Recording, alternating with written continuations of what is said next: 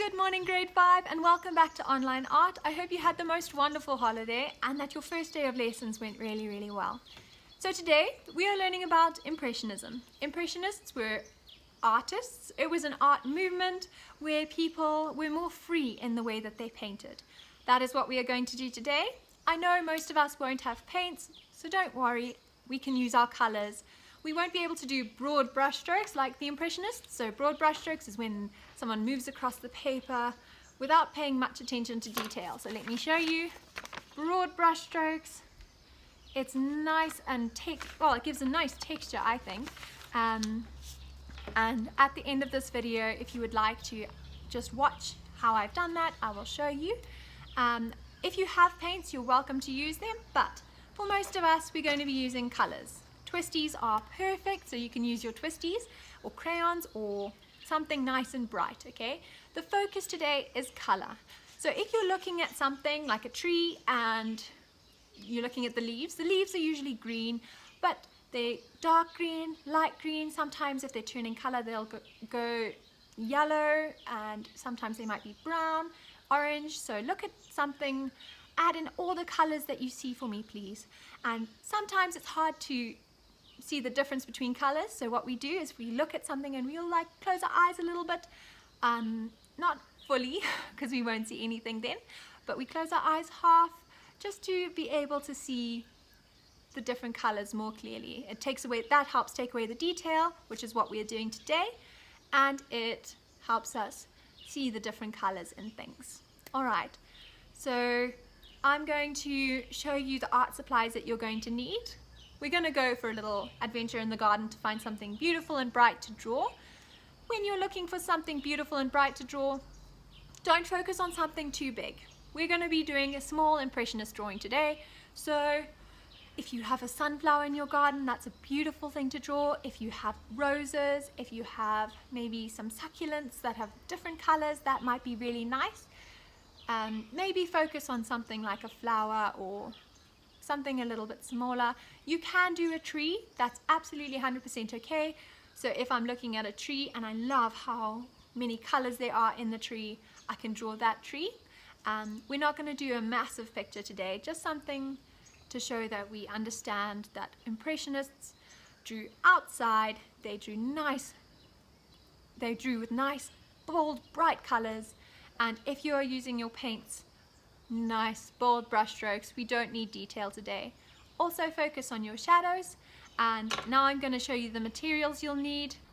Okay, so for those of us who don't have paints, this is basically what we're going to need. We're going to need a book to press on like this, so I'm going to use the back of my watercolor sketchbook to press on when I go out into the garden.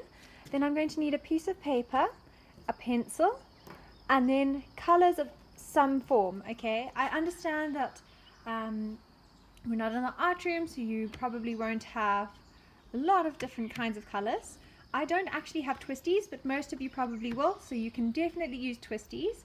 Otherwise, you are welcome to use whatever colorful things you have. I love chalk pastels, they're really nice, but they're not super bright, so maybe your twisties are the best thing to use. We're going to be doing lovely bright pictures for me, please.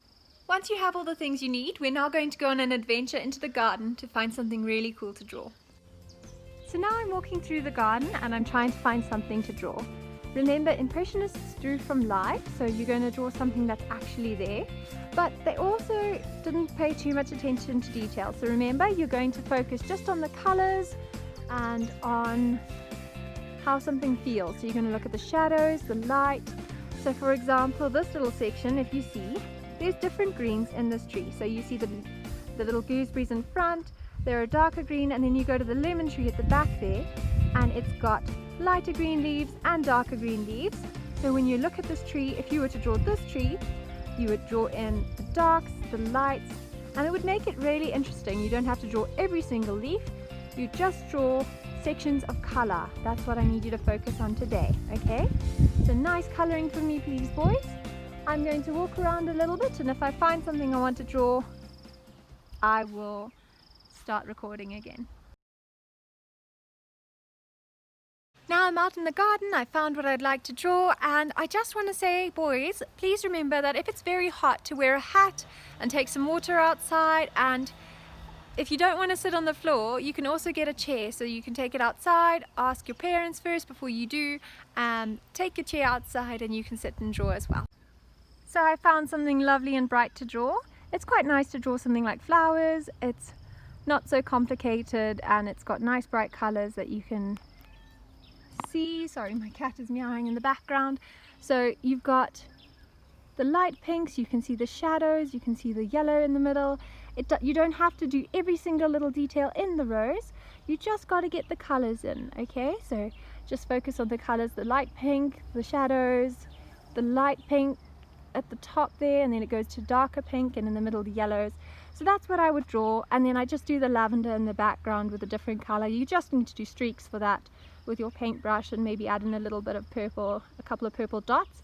Or if you are drawing with your crayons, you can just draw your roses and then use your lines to show that there's something else in the background. Okay, alright boys, so that's what I would do. I would sit here, draw this, and then once you finish doing your drawing, then please hand it in. Once you've finished your drawing and your colouring, make sure your whole page is coloured in for me, please. Nice and bright, remember, and then you can upload it to the Work Hand In channel for your class. Thank you so much, boys. I hope you have the most wonderful day, and happy drawing.